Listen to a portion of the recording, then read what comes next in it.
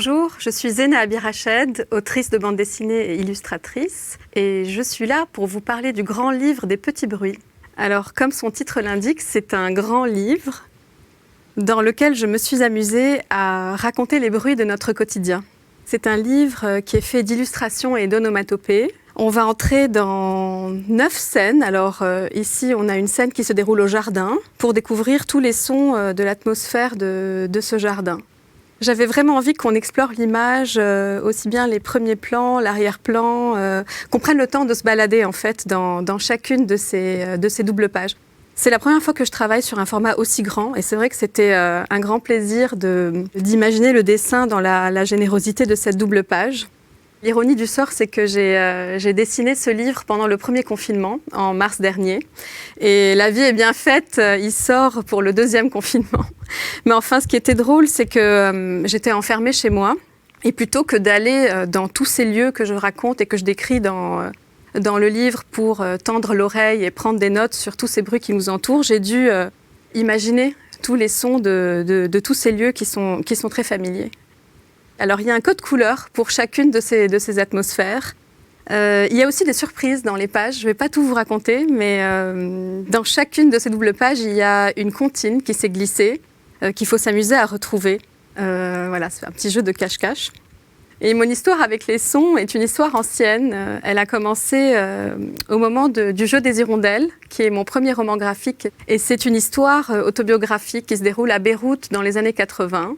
Donc pendant la guerre. J'avais vraiment pas envie de représenter la guerre de manière frontale. Et donc je me suis dit que plutôt que de la montrer, on pourrait l'entendre. Par exemple, on nous apprend à détecter au son d'un obus s'il arrive dans notre quartier ou s'il part de chez nous. C'était l'époque où Beyrouth était coupée en deux par une grande ligne de démarcation. Donc en fait, ce genre d'acuité sonore était extrêmement importante à l'époque. J'avais envie que ça reste, de transformer ça, en fait, en quelque chose d'un peu faussement ludique, où on apprendrait aux enfants, voilà, un jeu de départ, arrivée, départ, arrivée. Donc il y a cette scène, on est très tendu, on attend le retour de mes parents, et il y a tout le tic-tac de la montre, de la tante, le pf-pf-pf du voisin qui fume sa cigarette, enfin, toute la tension de cette scène paraît dans les onomatopées. Et la radio, évidemment, qui était un personnage clé dans ces années de guerre, parce que c'est elle qui venait nous donner des nouvelles de l'extérieur, avec souvent d'ailleurs de mauvaises nouvelles. Alors toute cette histoire de son a atteint son paroxysme avec le piano oriental, où là, le personnage principal, on le voit d'ailleurs sur la couverture, est un piano. C'est un piano qui est très particulier parce qu'il a été inventé par mon arrière-grand-père à Beyrouth dans les années 50. C'est un piano droit qui ressemble à tous les autres pianos droits du monde, mais il a une particularité, c'est qu'il arrive à jouer les quarts de ton de la musique orientale, ce qui fait de lui un piano bilingue. Finalement, ce piano oriental est un peu la métaphore parfaite de la double culture et du bilinguisme. Voilà une planche où je raconte mon rapport à mes deux langues maternelles, qui sont le français et l'arabe, où on entend donc en arrière-plan les clics, clics, clics de ce joli tricot. Je tricote depuis l'enfance une langue constituée de 2 fils, fragiles et précieux. Et ces 2 fils sont l'arabe et le français. Et maintenant, je vais vous faire un dessin d'un des personnages du grand livre des petits bruits. Donc, ce sera donc un dessin sonore.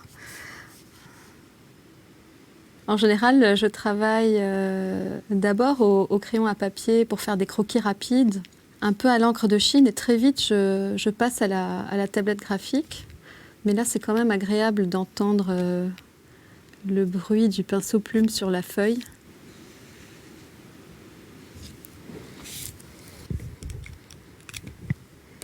Là. Maintenant, je vais essayer de sortir sans faire trop de bruit. Au revoir.